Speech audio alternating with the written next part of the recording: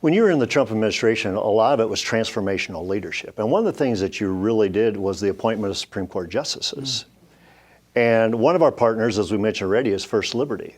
And they're at the point of the spear in protecting religious liberty, but also vetting justices that administration should consider from the Supreme Court all the way through the federal branch. What goes in your mind when you're looking at who should serve as a judge in our system?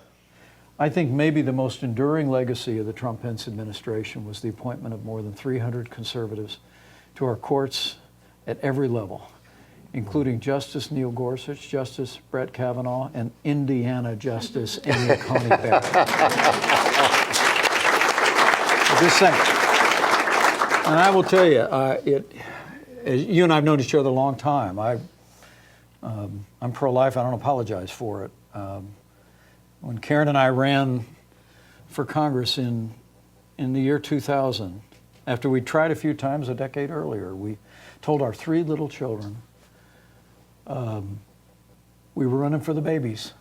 And so for me to have been a small part of an administration that appointed 3 of the justices that sent Roe versus Wade to the ash heap of history where it belongs is something that I will cherish for the rest of my life. Amen. Thank you for your role in that. The process, you know, from the time of our transition, the president asked me to interview the finalists for the Supreme Court, and it was my great privilege to do that. And I did it in the first 2 rounds of vacancies on the court, although I expect the president knew who my choice was in the 3rd.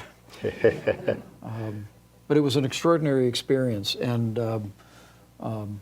as I said, I really am proud of the effort our team did in assembling a group of principled men and women who believe the Constitution says what it means what it says, are strict constructionists, but I really do believe that we've poured an enduring foundation for life and religious liberty on the highest court in the land. And the American people made that happen.